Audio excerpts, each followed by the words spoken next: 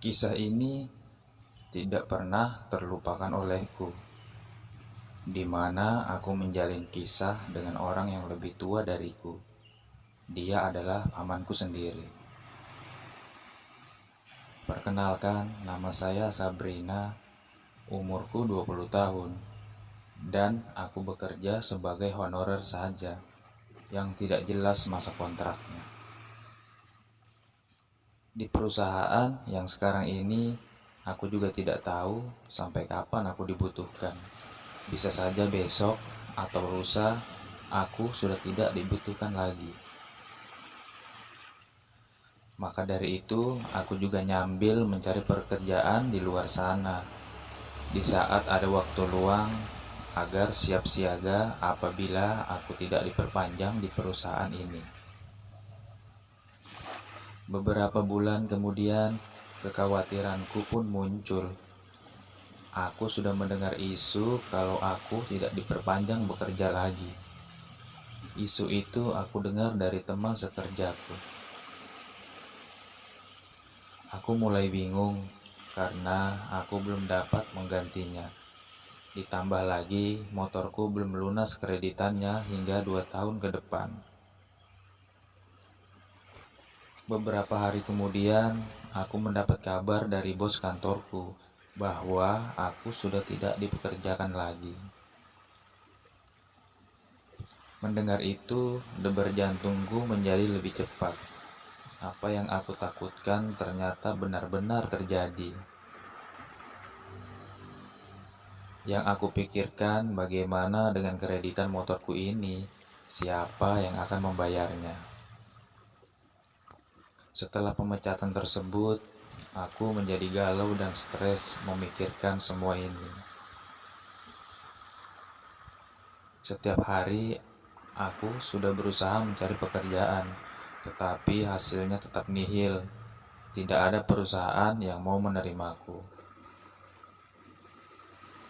Sebenarnya aku punya skill di bidang akuntansi. Mungkin saat ini banyak perusahaan belum mau mencari karyawan baru. Aku cuma bisa pasrah saja dengan kondisi seperti ini. Mungkin ini cobaan untukku. Tiba-tiba di pertengahan bulan, paman menelponku. Entah dia tahu dari mana kalau aku sudah tidak bekerja lagi. Dia menawarkan aku pekerjaan di tempat dia bekerja. Ini adalah kesempatan buatku. Kendalanya adalah paman berada di luar kota, jadi mengharuskan aku untuk ke sana. Demi melanjutkan perjalanan hidup, aku langsung pergi ke sana tanpa basa-basi. Sehari semalam aku menempuh perjalanan menuju ke rumah paman, dan akhirnya sampai juga. Aku disambut oleh paman dan istrinya dengan baik. Lalu mereka mempersilahkanku istirahat terlebih dahulu. Keesokan harinya, kebetulan hari Minggu, aku beserta paman dan istri bersantai bersama sambil bercanda ria. Betapa senangnya aku tinggal di sini, karena mereka semua sangat baik kepadaku. Apalagi istri paman yang selalu murah senyum. Esoknya, aku sudah mulai bekerja sebagai admin di perusahaan tempat paman bekerja. Kebetulan kami satu kantor, jadi setiap hari kami pergi dan pulang kerja bersama-sama. Terkadang juga setelah pulang kerja, aku dan paman singgah di warung makan sambil berbincang-bincang masalah pribadi. Tak terasa sudah hampir 1 tahun aku di sini. Semenjak kerja di sini, aku bisa bayar kreditan motorku, bahkan aku bisa melunasinya karena aku selalu bayar double. Tetapi ada yang aneh dari tingkah paman belakangan ini. Paman seperti menyimpan sesuatu dariku. Tepatnya saat pulang kerja, kami singgah di warung makan.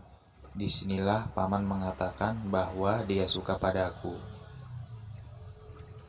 Sumpah, aku terkaget mendengarnya.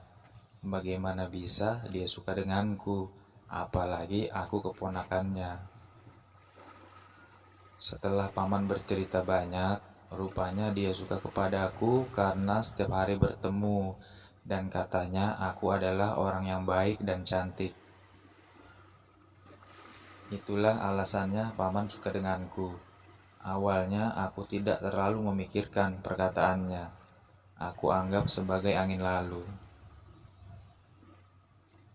Tetapi hari demi hari berjalan, aku pun menaruh perasaan yang sama kepada paman. Entah dari mana datang perasaan ini. Dan pada akhirnya, aku dan paman sepakat untuk berpacaran. Tidak terlintas di pikiranku sebelumnya tentang ini. Bahkan kami semakin berani mengukir kisah di rumah di saat istrinya tidak ada. Kisah ini sering terjadi dan terus berulang. Istri paman tidak mengetahui kisah kami. Bahkan dia tidak menaruh curiga sedikit pun kepada kami berdua.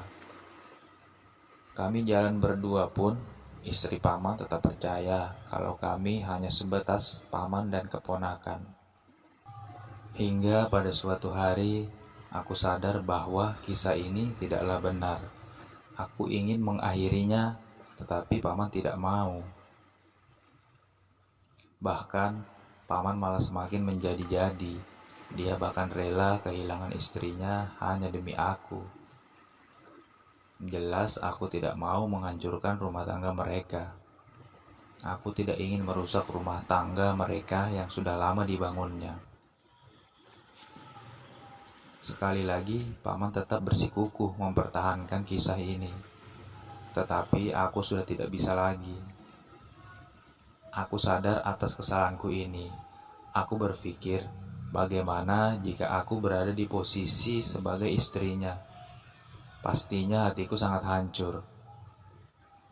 Akhirnya aku memutuskan untuk keluar dari rumah paman dan berhenti bekerja agar paman tidak menggangguku lagi. Aku kembali pulang ke kampungku dan mencari pekerjaan di sini saja. Dan akhirnya aku dapat kerja di sini. Mungkin memang rezekiku masih di sini. Dan karena aku juga sering berdoa untuk yang terbaik buat diriku, barulah aku bisa hidup damai dan bahagia tanpa merusak hubungan orang lain.